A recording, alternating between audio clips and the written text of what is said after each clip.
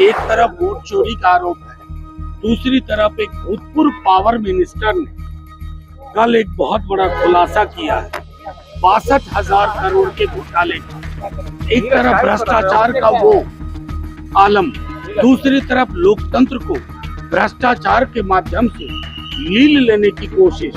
मैं समझता हूं कि सचमुच न सिर्फ जेन जेड को बल्कि हर व्यक्ति को सचेत सजग रह करके अपने मताधिकार की, बदलाव के अपनी जो पूरी प्रेरणा है उसको प्रोटेक्ट करने की जरूरत है। कितने बेशरम लोग हैं। प्रधानमंत्री जी कट्टा बोल रहे हैं। इस देश में किसी प्रधानमंत्री को कट्टा बोलते हुए सुना? आप लोग को हो क्या गया? नमस्कार, आप देख रहे हैं लाइव सिटीज। मैं हूं आपके साथ मधु पांडे। राहुल गांधी प्रेस कॉन्फ्रेंस कर रहे हैं और उन्होंने अपने प्रेस कॉन्फ्रेंस में वोट चोरी का जिक्र किया है। इसको लेकर जब राज्यसभा आरजेडी के सांसद से पूछा गया तो उन्होंने अपने बयान में कहा कि ये लोकतंत्र है और लोकतंत्र में इस तरह का आरोप लगना बहुत बड़ी बात है। क्या कुछ कह रहे हैं मनोज झा, वो आप खुद सुनिए। मनोज जी, राहुल गांधी अभी प्रेस कॉन्फ्रेंस कर रहे हैं। उन्होंने कहा है कि जैन जी को देखना चाहिए कि वोट चोरी हुआ है। हरियाणा में 22 लाख वोटों की चोरी हुई है। अभी और आरोप लगा रहा है। नहीं, मेरा सीधे तौर पे कहना इस तरह के आरोप लोकतंत्र के लिए एक गंभीर संकट का विषय है। मैं आपके माध्यम से ये भी कहना चाहता हूँ, एक तरफ वोट चोरी का आरोप है, दूसरी तरफ एक भूतपूर्व पावर मिनिस्टर ने कल एक बहुत बड़ा खुलासा किया है 62,000 करोड़ के घोटाले का। एक तरफ भ्रष्टाचार का वो आलम, दूसरी तरफ लोकतंत्र को भ्रष्टाचार के माध्यम से लील लेने की कोशिश।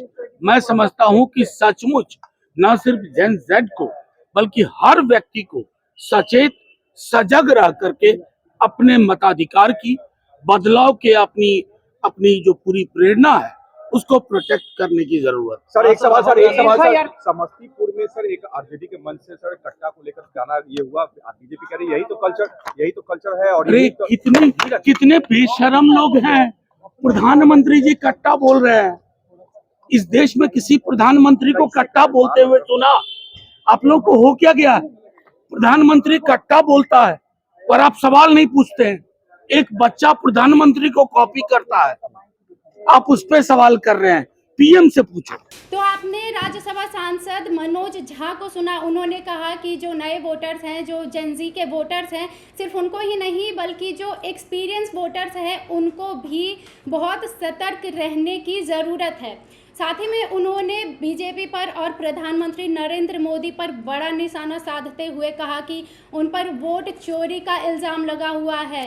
ये इल्ज़ाम बहुत बड़ा है, ये लोकतंत्र है और लोकतंत्र में ऐसे इल्ज़ाम लगना बहुत गंभीर बात होती है। साथ ही उन्होंने कहा कि क्या किसी देश का प्रधानमंत्री कट्टा जैसे शब्द का इस्तेमाल करता है? हमारे प्रधानमंत्री कट्टा बोलते हैं। जो हमारे देश के बच्चे हैं वो उनकी नकल करते हैं, तो ऐसे में क्या प्रभाव पड़ेगा लोगों पर?